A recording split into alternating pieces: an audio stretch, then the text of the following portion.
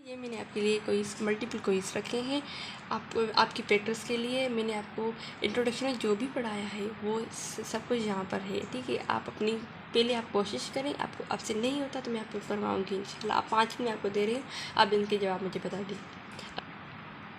Okay, आपका time start होता है नाउ। स्टार्ट करें।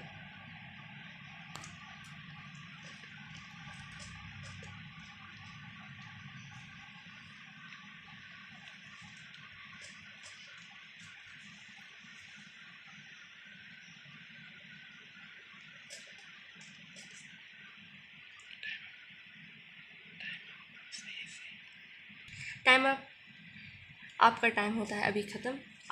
आपने जो भी सवाल किया है वो कमेंट बॉक्स में आप मुझे आंसर करके बता दें, जैसे मुझे पता चले कि किस किस बच्चे को नहीं समझ आए और किस किस को आ रहा है, और जिसको कन्फ्यूजन है तो उसको मैं बता सकूं, ठीक है।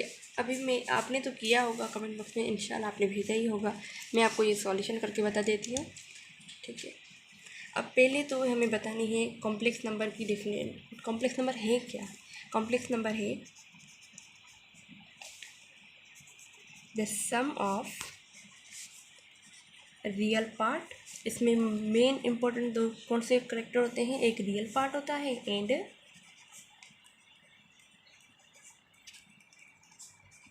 Imaginary part.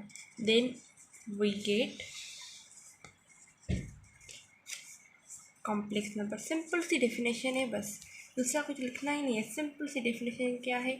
The sum of real part and imaginary part. Sum क्या?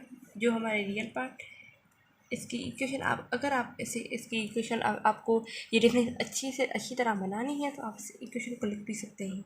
ये रियल पार्ट है और ये इमेजिनरी पार्ट है। Simple C the sum of real part and imaginary part, then we get क्या? Complex number. हमें कॉम्प्लेक्स नंबर ये पूरा मिल जाएगा। या हम ऐसे भी कह सकते हैं the combination of real part and imaginary part then is called complex number. Then दूसरा सवाल है हमारा, what is imaginary number? Imaginary number क्या होता है? इमेजिनरी नंबर क्या होता है? इमेजिनरी मैंने आपको बताया था जब -1 हो, क्या है? The radical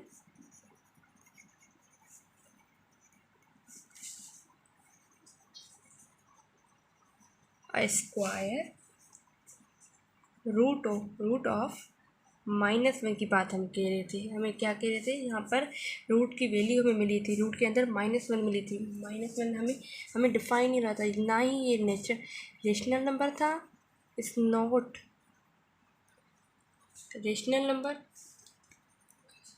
and irrational number. ये इरेशनल नंबर भी नहीं था और ये इरेशनल नंबर भी था। ये नंबर था इमेजिनरी नंबर।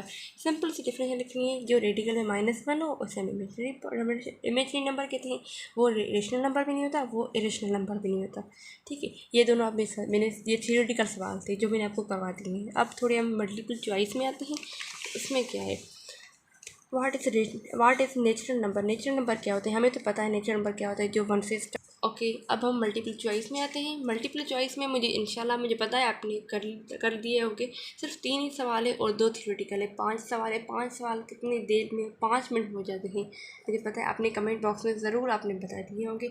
अगर नहीं किए तो प्लीज़ प्रैक्टिस कर लें, आपको समझ में आ जाएगा। इससे समझ में नहीं आएगा। मैथ क्या होती है? मैथ में हमें जितनी ज़्यादा हम प्रैक्टिस करें उतनी ही हमें मैथ ज़्यादा ही समझ में आती है। अब अगर हम प्रैक्टिस नहीं करेंगे हमें मैथ समझ में बिल्कुल भी नहीं आएगी। हमें मैथ बोरियत लगेगी, गंदी लगेगी।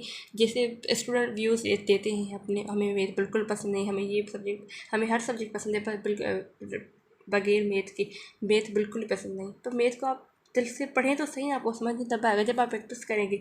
आप जितनी चाहें आप जितनी ज़्यादा हो सके आप प्रैक्टिस करें मैथ की, ठीक है।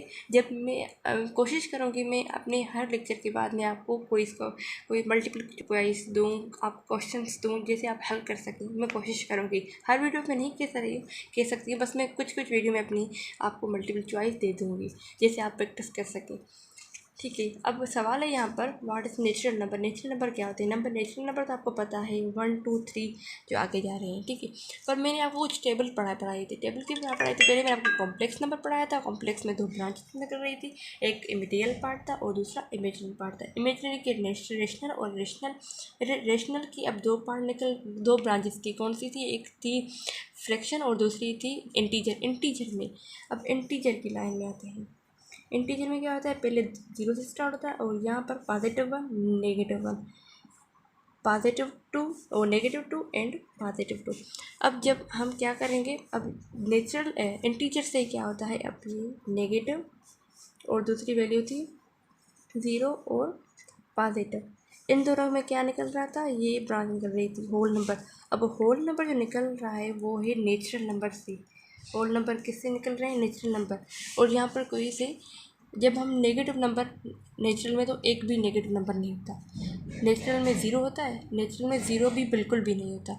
इन नेचुरल में आल जो भी नंबर होते हैं वो पॉजिटिव होते हैं। ये तो बिल्कुल गलत है। 0 तो बिल्कुल भी नहीं था, वो भी गलत है।